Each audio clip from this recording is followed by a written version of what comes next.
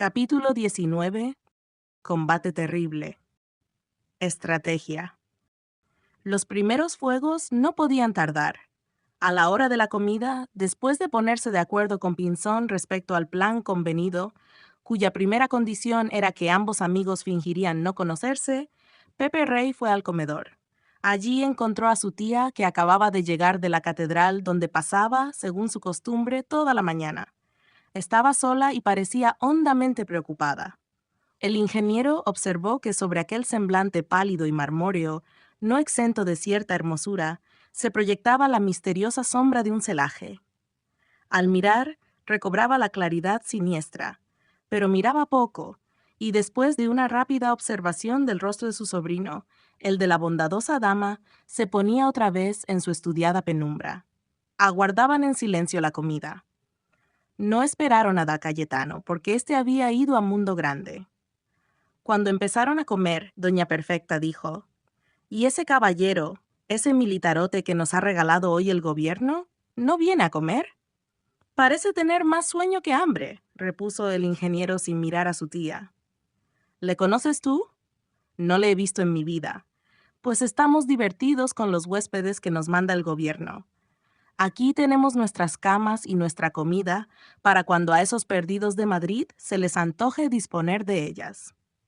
«Es que hay temores de que se levanten partidas», dijo Pepe Rey, sintiendo que una centella corría por todos sus miembros. «Y el gobierno está decidido a aplastar a los orbajosenses, a aplastarlos, a hacerlos polvo». «Hombre, para, por Dios, no nos pulverices», exclamó la señora con sarcasmo. «Pobrecitos de nosotros. Ten piedad, hombre, y deja vivir a estas infelices criaturas. ¿Y qué? ¿Serás tú de los que ayuden a la tropa en la grandiosa obra de nuestro aplastamiento?» «Yo no soy militar. No haré más que aplaudir cuando vea extirpados para siempre los gérmenes de guerra civil, de insubordinación, de discordia, de vetría, de bandolerismo y de barbarie que existen aquí para vergüenza de nuestra época y de nuestro país. Todo sea por Dios.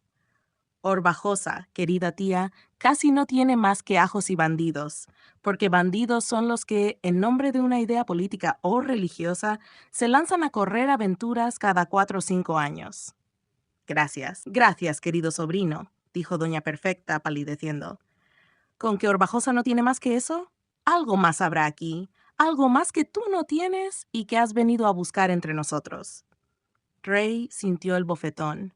Su alma se quemaba. Érale muy difícil guardar a su tía las consideraciones que, por sexo, estado y posición, merecía.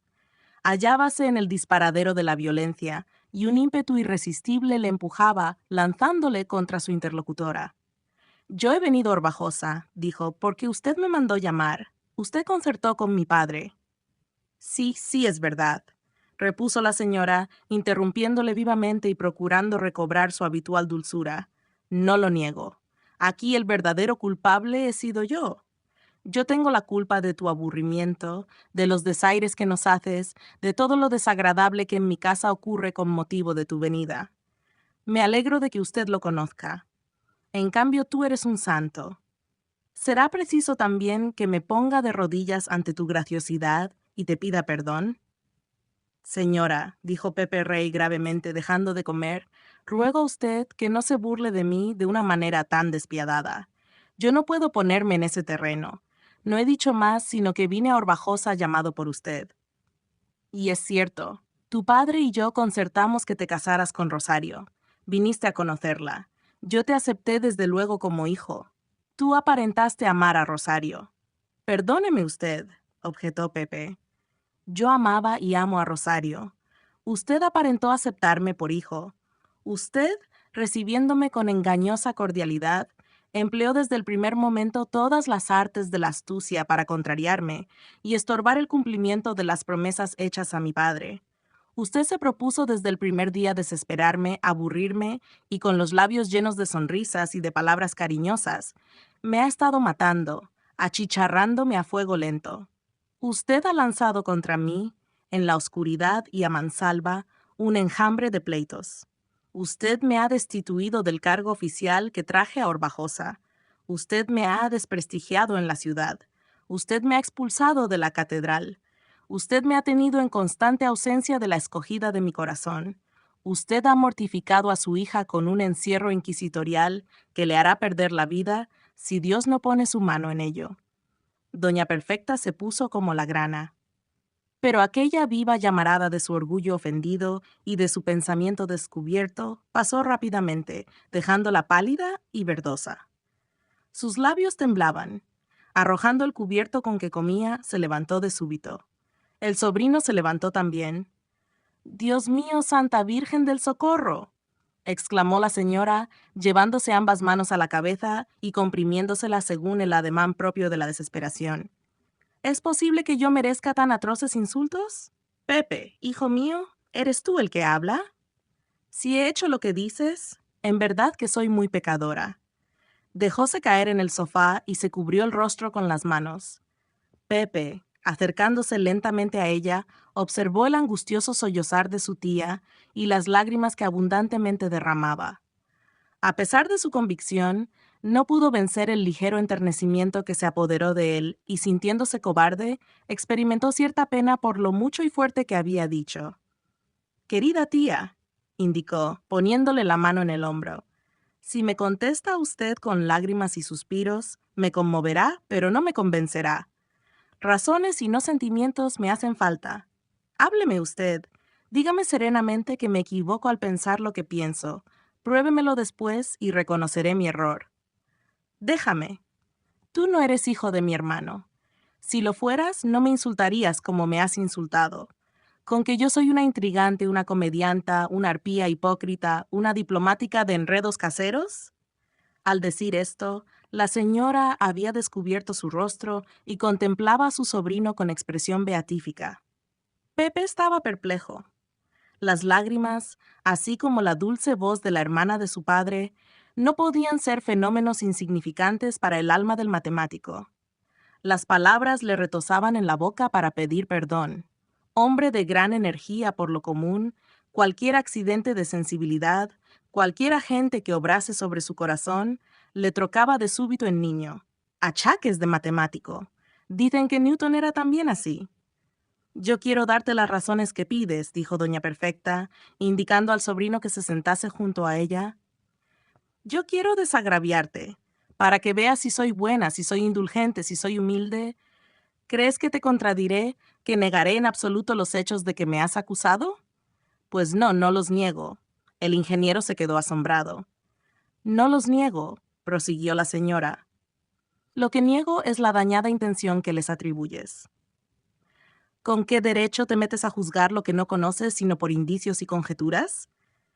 ¿Tienes tú la suprema inteligencia que se necesita para juzgar de plano las acciones de los demás y dar sentencia sobre ellas? ¿Eres Dios para conocer las intenciones? Pepe se asombró más. ¿No es lícito emplear alguna vez en la vida medios indirectos para conseguir un fin bueno y honrado? ¿Con qué derecho juzgas acciones mías que no comprendes bien? Yo, querido sobrino, ostentando una sinceridad que tú no mereces, te confieso que sí, que efectivamente me he valido de subterfugios para conseguir un fin bueno, para conseguir lo que al mismo tiempo era beneficioso para ti y para mi hija. ¿No comprendes? Parece que estás lelo. Ah, tu gran entendimiento de matemático y de filósofo alemán no es capaz de penetrar estas sutilezas de una madre prudente. Es que me asombro más y más cada vez, dijo el ingeniero. Asómbrate todo lo que quieras, pero confiesa tu barbaridad, manifestó la dama aumentando en bríos. Reconoce tu ligereza y brutal comportamiento conmigo, al acusarme como lo has hecho. Eres un mozalbete sin experiencia ni otro saber que el de los libros, que nada enseñan del mundo ni del corazón. Tú de nada entiendes, más que de hacer caminos y muelles. ¡Ay, señorito mío! En el corazón humano no se entra por los túneles de los ferrocarriles, ni se baja a sus hondos abismos por los pozos de las minas. No se lee en la conciencia ajena con los microscopios de los naturalistas, ni se decide la culpabilidad del prójimo nivelando las ideas con teodolito. Por Dios, querida tía. ¿Para qué nombras a Dios si no crees en Él?, dijo doña Perfecta, con solemne acento. Si creyeras en Él, Si fueras buen cristiano, no aventurarías pérfidos juicios sobre mi conducta. Yo soy una mujer piadosa, ¿entiendes? Yo tengo mi conciencia tranquila, ¿entiendes? Yo sé lo que hago y por qué lo hago, ¿entiendes? Entiendo. Dios, en quien tú no crees, ve lo que tú no ves ni puedes ver, las intenciones.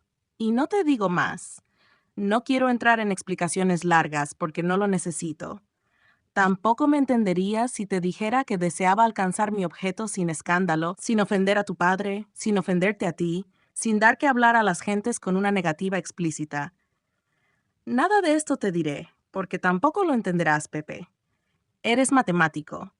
Ves lo que tienes delante y nada más. La naturaleza brutal y nada más. Rayas, ángulos, pesos y nada más. Ves el efecto y no la causa. El que no cree en Dios no ve causas. Dios es la suprema intención del mundo. El que le desconoce necesariamente ha de juzgar de todo como juzgas tú, a lo tonto. Por ejemplo, en la tempestad no ve más que destrucción. En el incendio, estragos. En la sequía, miseria. En los terremotos, desolación. Y sin embargo, orgulloso señorito, en todas esas aparentes calamidades hay que buscar la bondad de la intención. Sí, señor, la intención siempre buena de quien no puede hacer nada malo. Esta embrollada, sutil y mística dialéctica no convenció a Rey, pero no quiso seguir a su tía por la áspera senda de tales argumentaciones y sencillamente dijo: «Bueno, yo respeto las intenciones. Ahora que pareces reconocer tu error», prosiguió la piadosa señora cada vez más valiente, «te haré otra confesión, y es que voy comprendiendo que hice mal en adoptar tal sistema, aunque mi objeto era inmejorable. Dado tu carácter arrebatado, dada tu incapacidad para comprenderme, debí abordar la cuestión de frente y decirte: sobrino mío, no quiero que seas esposo de mi hija». «Ese es el lenguaje que debió emplear usted conmigo desde el primer día», repuso el ingeniero, respirando con desahogo, como quien se ve libre de enorme peso. «Agradezco mucho a usted esas palabras, querida tía. Después de ser acuchillado en las tinieblas, ese bofetón a la luz del día me complace mucho». «Pues te repito el bofetón, sobrino», afirmó la señora con tanta energía como displicencia. «Ya lo sabes. No quiero que te cases con Rosario». Pepe calló. Hubo una larga pausa, durante la cual uno y otro estuvieron mirándose fija y atentamente, cual si la cara de cada uno fuese para el contrario la más perfecta obra del arte. «¿No entiendes lo que te he dicho?», repitió ella. «Que se acabó todo, que no hay boda». «Permítame usted, querida tía», dijo el joven con entereza, «que no me aterre con la intimación. En el estado a que han llegado las cosas, la negativa de usted es de escaso valor para mí». «¿Qué dices?», gritó fulminante doña Perfecta. «Lo que usted oye. Me casaré con Rosario». Doña Perfecta se levantó, indignada, majestuosa, terrible. Su actitud era la del anatema hecho mujer. Rey permaneció sentado, sereno, valiente, con el valor pasivo de una creencia profunda y de una resolución inquebrantable. El desplome de toda la iracundia de su tía que le amenazaba no le hizo pestañear. Él era así. «Eres un loco. Casarte tú con mi hija, casarte tú con ella, no queriendo yo». Los labios trémulos de la señora articularon estas palabras con el verdadero acento de la tragedia. «No queriendo usted». Ella opina de distinto modo. «No queriendo yo», repitió la dama. «Sí, y lo digo y lo repito. No quiero, no quiero. Ella y yo lo deseamos». «Menguado, ¿acaso no hay en el mundo más que ella y tú? No hay padres, no hay sociedad, no hay conciencia, no hay Dios». «Porque hay sociedad, porque hay conciencia, porque hay Dios», afirmó gravemente Rey, levantándose y alzando el brazo y señalando al cielo. «Digo y repito que me casaré con ella». «Miserable, orgulloso. ¿Y si todo lo atropellaras, crees que no hay leyes para impedir tu violencia?» «Porque hay leyes, digo y repito que me casaré con ella. Nada respetas». «No respeto nada que sea indigno de respeto. Y mi autoridad y mi voluntad, ¿yo no soy nada? Para mí su hija de usted es todo. Lo demás, nada». La entereza de Pepe Rey era como los alardes de una fuerza incontrastable, con perfecta conciencia de sí misma. Daba golpes secos, contundentes, sin atenuación de ningún género. Sus palabras parecían, si es permitida la comparación, una artillería despiadada. Doña Perfecta cayó de nuevo en el sofá, pero no lloraba, y una convulsión nerviosa agitaba sus miembros. «De modo que para este ateo infame», exclamó con franca rabia, «no hay conveniencias sociales, no hay nada más que un capricho. Eso es una avaricia indigna. Mi hija es rica. Si piensa usted herirme con ese arma sutil, tergiversando la cuestión e interpretando torcidamente mis sentimientos para lastimar mi dignidad, se equivoca usted, querida tía. Llámeme usted avaro. Dios sabe lo que soy. No tienes dignidad. Esa es una opinión como otra cualquiera. El mundo podrá tenerla a usted en olor de infalibilidad. Yo no. Estoy muy lejos de creer que las sentencias de usted no tengan apelación ante Dios. ¿Pero es cierto lo que dices? ¿Pero insistes después de mi negativa? Tú lo atropellas todo, eres un monstruo, un bandido. Soy un hombre, un miserable, acabemos. Yo te niego a mi hija, yo te la niego, pues yo la tomaré. No tomo más que lo que es mío. «Quítate de mi presencia», exclamó la señora, levantándose de súbito. «Fatuo, ¿crees que mi hija se acuerda de ti? Me ama lo mismo que yo a ella. Mentira, mentira. Ella misma me lo ha dicho. Dispénseme usted si en esta cuestión doy más fe a la opinión de ella que a la de su mamá».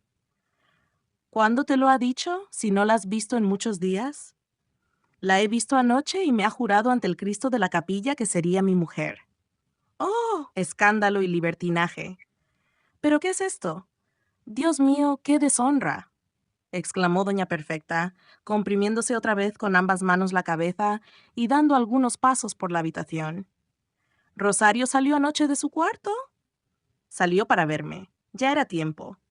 «Qué vil conducta la tuya. Has procedido como los ladrones, has procedido como los seductores adocenados. He procedido según la escuela de usted. Mi intención era buena. Y ella bajó. Ah, lo sospechaba. Esta mañana, al amanecer, la sorprendí vestida en su cuarto. Díjome que había salido no sé a qué. El verdadero criminal eres tú. Esto es una deshonra. Pepe esperaba todo de ti, menos tan grande ultraje. Todo acabó. Márchate, ya no existes para mí. Te perdono con tal de que te vayas. No diré una palabra de esto a tu padre. Qué horrible egoísmo. No hay amor en ti. Tú no amas a mi hija. Dios sabe que la adoro, y me basta. No pongas a Dios en tus labios, blasfemo, y calla. En nombre de Dios, a quien puedo invocar porque creo en él, te digo que mi hija no será jamás tu mujer.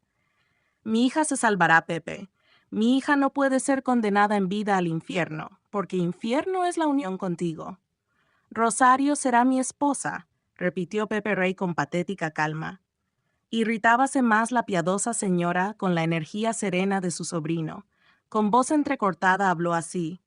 «No creas que me amedrantan tus amenazas. Sé lo que digo». «¿Pues qué? ¿Se puede atropellar un hogar, una familia? ¿Se puede atropellar la autoridad humana y divina?» «Yo lo atropellaré todo», dijo el ingeniero, empezando a perder su calma y expresándose con alguna agitación. «Lo atropellarás todo. ¡Ah! Bien se ve que eres un bárbaro, un salvaje, un hombre que vive de la violencia». «No, querida tía. Soy manso, recto, honrado y enemigo de violencias. Pero entre usted y yo, entre usted, que es la ley, y yo, que soy el destinado a acatarla, está una pobre criatura atormentada, un ángel de Dios sujeto a inicuos martirios. Este espectáculo, esta injusticia, esta violencia inaudita es la que convierte mi rectitud en barbarie, mi razón en fuerza, mi honradez en violencia parecida a la de los asesinos y ladrones. Este espectáculo, señora mía, es lo que me impulsa a no respetar la ley de usted, lo que me impulsa a pasar sobre ella, atropellándolo todo. Esto que parece desatino es una ley ineludible. Hago lo que hacen las sociedades cuando una brutalidad tan ilógica como irritante se opone a su marcha. Pasan por encima y todo lo destrozan con feroz acometida. Tal soy yo en este momento. Yo mismo no me conozco. Era razonable y soy un bruto. Era respetuoso y soy insolente. Era culto y me encuentro salvaje. Usted me ha traído a este horrible extremo, irritándome y apartándome del camino del bien por donde tranquilamente iba. ¿De quién es la culpa, mía o de usted? Tuya. Ni usted ni yo lo podemos resolver. Creo que ambos carecemos de razón. En usted, violencia e injusticia. En mí, injusticia y violencia. Hemos venido a ser tan bárbaro el uno como el otro, y luchamos y nos herimos sin compasión. Dios lo permite así. Mi sangre caerá sobre la conciencia de usted, la de usted caerá sobre la mía. Basta ya, señora. No quiero molestar a usted con palabras inútiles. Ahora entraremos en los hechos. En los hechos, bien, dijo doña Perfecta, más bien rugiendo que hablando. No creas que en Horbajosa falta guardia civil. Adiós, señora. Me retiro de esta casa. Creo que nos volveremos a ver. Vete, vete, vete ya, gritó ella, señalando la puerta con enérgico ademán. Pepe Rey salió. Doña Perfecta, después de pronunciar algunas palabras incoherentes que eran la más clara expresión de su ira, cayó en un sillón con muestras de cansancio o de ataque nervioso. Acudieron las criadas. «Que vayan a llamar al señor don Inocencio», gritó. «Al instante, pronto venga». Después mordió el pañuelo.